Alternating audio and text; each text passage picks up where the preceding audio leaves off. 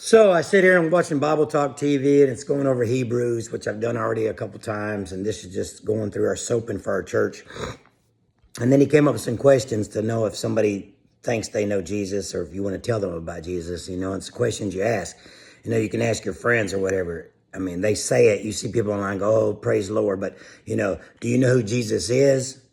That's one of the questions he asked. He goes, "Do you know who Jesus is?" And then if they ask and they say, "Okay, he's this, this, and this, and this," if you know who it is, great. If you don't, you need to read the Bible. And then he goes, "Have you been saved?"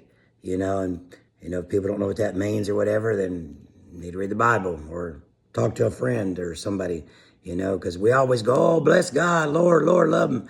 But nobody ever seems to really mean it, Do they give praise every morning? Do you wake up and pray every morning and tell God that I'm thankful for mercifully restoring my soul within me? Do you thank God for everything that you got? I'm walking, I'm breathing, I'm living. Do you give him thanks? First thing in the morning, do you give him thanks? Or you just go out your day? I've gotten into the groove of first thing I do is pray before I get out of bed. Pray. I do the soaping for our one church and stuff like that. I got a lot of time, so I try to do about 2 or 3 chapters a day. And then I listen to it when I walk. I've listened to Hebrews now, I think 6 times in the past 2 days, because I listened to Blue Letter Bible. It's really good if you want to know. But we just went over Hebrews talking about how the angels and the difference between the angels and God is divinity and power and stuff. So it's really good. You got to find these other sources that if it, like Bible Talk TV, okay, they're talking about the Bible, okay, it matches up, it's good, other than some other stuff, or I don't know about other religions or whatever, what they believe in. And then I look at Rick Warren here. Rick Warren Pastor, I just finished today.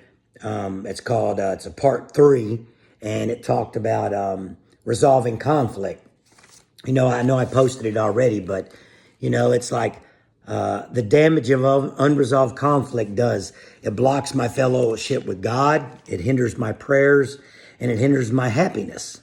And then there's biblical steps to resolving this conflict. So this is what one of my other pastors, David, told me about this, and it's about life, resolving conflict, like marriages and relationships, and with your parents and with friends. You take the initiative, face it. You plan to sit down with that person. If you're having that real struggle with them, and then you look at it and you go, this is something probably what you need to teach your kids. If people have kids, you probably need to teach them how to resolve conflict, because that's a number one thing throughout the military and then throughout life, and then you take that initiative as step 1. And then that talks about some stuff in Matthew 5:23 through 24. So I'll let you look that up.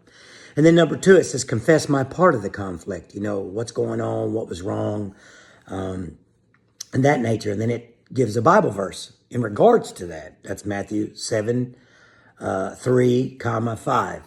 And then number 3 is listen for the hurt. Listen for that hurt in that person. And James 1:19, my favorite verse. Be quick to listen, slow to speak, slow to anger. And then number 4 is consider their perspective, on the argument. And then Philippians 2:4-5 gives a verse on that situation. And then tell the truth tactfully.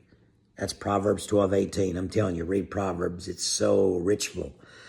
And then Ephesians 4:29, it talks about that, lesson number 5.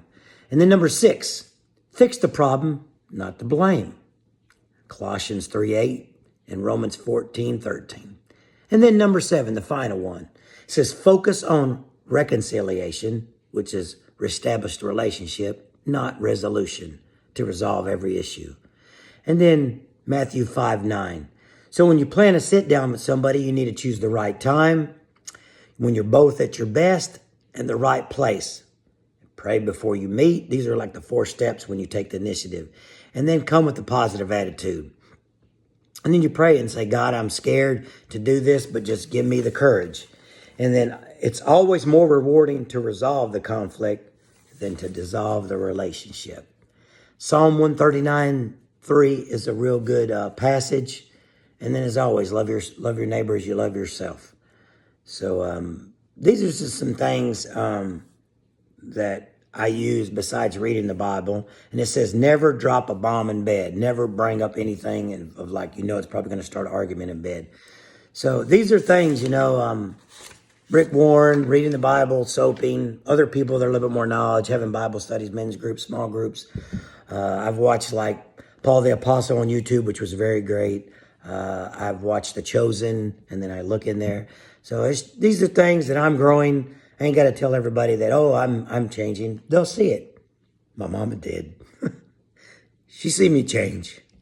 She see me change. And then things happen and stuff. So I just want y'all to know, just have a blessed day. And then you ain't got to really explain to people that you're changing. They're going to see it. And all those people that I either upset or made mad back in the day, hey, forgive me. I've already forgiven them, even if they haven't forgiven me. So I've gotten that off my chest, because forgive as the Lord forgave us. So that's what I have to do, because I'm going to go and move on better. Because when the time comes and God comes back, I know where I'm going. Do you know where you're going? So if you need help, or you're looking for a friend, want to talk about Jesus, or just try to get right, get in the Word, find a friend. I go to church to find like-minded individuals. God has called me to a new calling, and I want to be that person that other people look up to and know that what my life used to be. So you'll have a blessed day in the Lord, and be thankful to be above ground.